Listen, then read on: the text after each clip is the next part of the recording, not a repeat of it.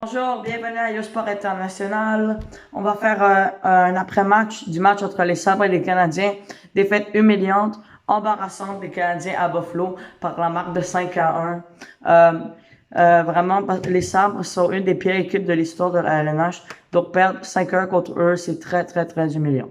Mais commençons par résumer le match. Donc, en première période, ça commence et les Sabres marquent un peu en avantage numérique. Celui de Carlo Pozzo. Et on a encore de l'espoir, c'est juste 1-0 et c'est les Sabres.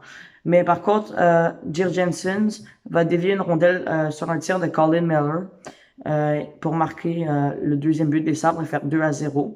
Et après, rien ne marchait. Le Canadien avait beaucoup de chances de marquer.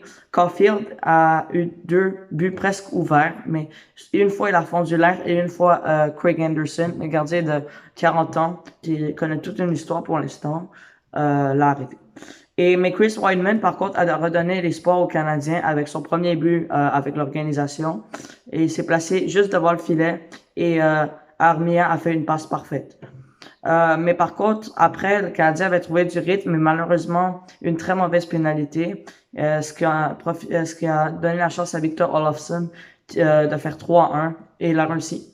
Et après, Anders Bjork a marqué après un bon bizarre et ça faisait 4-1 après 2 périodes.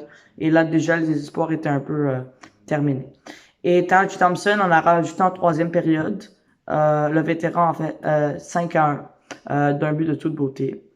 Et donc, oui, voilà. Quel mauvais début de saison pour l'équipe, mais il y a trop d'absences clés. On sent beaucoup l'absence de Byron, l'absence d'Edmondson, l'absence de Weber, l'absence de Price, l'absence de Hoffman. Ça tous des joueurs qui vont tellement nous manquer. Et c'est rare qu'une équipe ait tant blessé en une début de saison. Mais reste que perdre contre les Sabres, perdre contre un gardien de 40 ans, il n'y a pas vraiment d'excuses. Et c'est une performance humiliante. Autant ça ne marchait pas bien offensivement que défensivement. Et il y a beaucoup de personnes qui disent que Sam Montembeault devrait faire beaucoup de mieux. Mais qu'est-ce que tu veux qu'il fasse quand l'équipe lui marque un but? Et deuxièmement, on a loué 36 tirs au but au Sabre de Buffalo. Il peut rien faire vraiment. Puis en plus, déjà Montembeault, c'est pas un gardien établi dans la LNH, c'est plus un gardien de la Ligue américaine. Donc oui. Mais honnêtement, bravo aux Sabres, mais je trouvais que les Canadiens leur ont donné la vie beaucoup trop facile. Et la défense est juste horrible. La défense, il faut qu'elle s'améliore parce que là, on a beaucoup d'absence, mais défensivement, il y a juste Edmondson et Weber en ce moment. Ça aurait pu être bien pire. Et Savard, c'est au début, quand je l'ai vu, on l'a signé à 3,5 millions. Je pensais que c'était une aubaine. Mais là, je vois ce qu'il fait, ses revirements. On dirait qu'il ne suit pas assez bien le jeu. Et à la place aussi, des fois, de faire une passe longue vers le centre, les Canadiens essaient trop de faire des passes dans leur propre zone. Mais ça, c'est comme jouer avec le feu. Et ça a vraiment coûté cher. Et il y a aussi, à part Savard Romanov, qui a eu une pénalité très, qui aurait pu éviter dans ce match.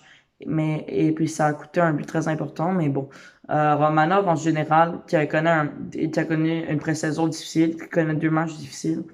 Et je sais pas, mais oui, on peut dire qu'il a 21 ans, qu'il est jeune, mais je pense pas, honnêtement, qu'il va réussir à s'établir comme un défenseur de premier plan dans la LNH. Je pense plus peut-être un top 4 maximum, top 6 peut-être.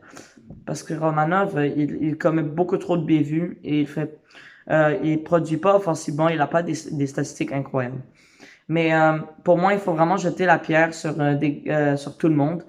Tout le monde est un peu à blâmer dans cette défaite. Il n'y a pas un joueur que je peux nommer qui a disputé un match correct. Tout le monde a été horrible. Tu sais déjà que quand tu perds contre une équipe qui a égalisé le record du plus de défaites consécutives la saison dernière et qui s'est empiré pendant la saison morte, ils ont perdu Eichel, Reinhardt et tu perds quand même 5-1. Ils ont le pire duo de gardien de la ligue. Ils ont un gardien de 40 ans pour leur gardien partant puis perdre contre eux. Juste très humiliant, très inacceptable pour l'instant, mais après 2 matchs, on ne doit pas trop juger. Mais pour sûr, si on ne gagne pas face aux Rangers, là, la saison commence à prendre un chemin où ça pourrait empirer gravement. Euh, donc oui.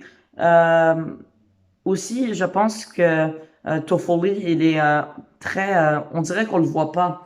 Et ça, le problème avec Toffoli, c'est qu'il peut marquer des buts, mais la majorité du temps, quand il ne marque pas, il est complètement invisible. Il n'aide pas l'équipe. Et il joue sur un premier trio, donc en plus, ça complique la vie. Si c'est un joueur de quatrième trio, Toffoli, c'est tout un... Même deuxième trio, mais pour le premier trio, je pense que s'il y a un joueur discret comme ça va causer des problèmes. Il faut qu'il soit efficace. Il faut qu'il reprenne la forme de la saison passée.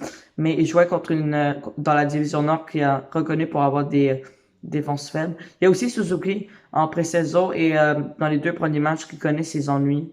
Mais bon, j'espère qu'il va s'améliorer. Là, c'est beaucoup de pression sur un jeune de 21 ans.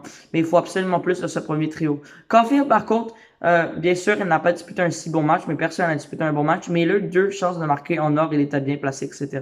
Donc pour l'instant, on met pas le blanc sur lui, même s'il est dans le premier trio. Merci de m'avoir écouté et bonne soirée.